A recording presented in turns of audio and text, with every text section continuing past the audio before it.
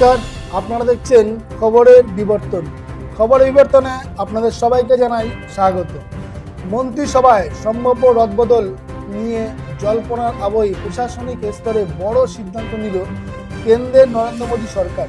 মঙ্গলবার একসঙ্গে প্রায় 3 ডজন শীর্ষ আমলার দপ্তর বদল ও নতুন দায়িত্ব ঘোষণা করা হয়েছে।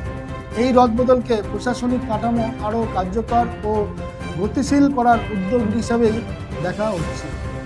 সবচেয়ে গুরুত্বপূর্ণ বদলগুলির মধ্যে সিনিয়র IAS অফিসার চঞ্চল কুমারকে তথ্য ও সম্প্রচার মন্ত্রকের নতুন সচিব করা হয়েছে। তিনি এতদিন উত্তর পূর্বাঞ্চল উন্নয়ন মন্ত্রকের ডোনার সচিব হিসাবে দায়িত্ব সামলাচ্ছিলেন। অন্যদিকে খনি মন্ত্রকের অতিরিক্ত সচিব সঞ্জয় লোহিয়াকে অর্থ মন্ত্রকের আর্থিক পরিষেবা ও বিভাগের বিশেষ সচিব করা হয়েছে। বর্তমান সচিবের অবসরের পর তিনি পূর্ণ সচিব হিসেবে দায়িত্ব নেবেন। ন্যাশনাল ইনফরমেটিক্স সেন্টারের মহাপরিচালক অভিষেক সিংহকে শিক্ষা মন্ত্রকের অধীন ন্যাশনাল টেস্টিং এজেন্সি প্রদান করা হয়েছে। পর্যটন সচিব শ্রীবৎস কৃষ্ণকে সংখ্যালঘু বিষয়ক মন্ত্রকের সচিব পদে আনা হয়েছে।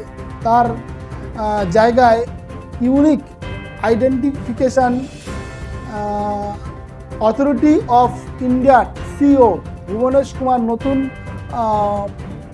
পর্যটন সচিব হয়েছেন। এছাড়াও রোহিত কাসাল হচ্ছেন গ্রাম উন্নয়ন দপ্তরের সচিব। নরেন্দ্র ভূষণ দায়িত্ব পেয়েছেন ভূমি সম্পদ বিভাগের সচিব হিসাবে। তেজবীর সিংহকে রাসায়নিক ও রাসায়নিক বিভাগের সচিব করেছেন। নিবেদিতা শুক্লা বর্ষাকে প্রশাসনিক সংস্কার ও জন অভিযোগ দপ্তরের সচিব করা হয়েছে। অতিরিক্ত দায়িত্ব পেনশন দপ্তর দেখছেন তিনি। ক্ষুদ্র ছোট ও মাঝারি শিল্প MSME মন্ত্রকের বড় পরিবর্তন এনে হরবংশলাল খেরাকে বিশেষ দায়িত্ব দেওয়া হয়েছে।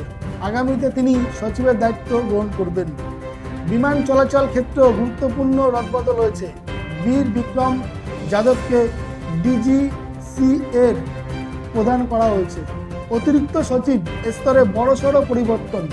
এই রদবদলে 25 জনেরও বেশি অফিসারকে বিভিন্ন মন্ত্রকে অতিরিক্ত সচিব হিসাবে নিয়োগ করা হয়েছে। উল্লেখযোগ্যদের মধ্যে রয়েছেন পুনিত কাসাল অসামরিক বিমান চলাচল, যেমন বিশাল গগন কেন্দ্রীয় তথ্য কমিশন, জ্ঞানেন্দ্র ত্রিপাঠী কৃষি গবেষণা ও শিক্ষা, অংশুমান পট্টনায়ক কর্পোরেট বিষয়ক মন্ত্রক।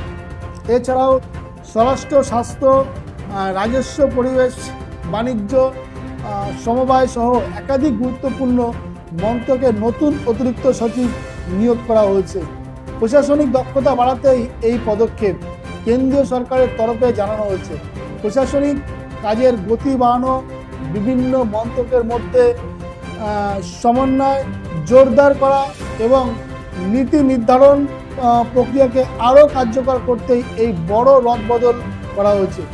বিশেষজ্ঞদের মতে আসন্ন রাজনৈতিক ও প্রশাসনিক পরিবর্তনের আগে এই ধরনের আমলাতান্ত্রিক রদবদল সরকারের কৌশলগত প্রস্তুতির ইঙ্গিত দেয়। আজ এ পর্যন্ত। ভালো থাকবেন, সুস্থ থাকবেন। নমস্কার।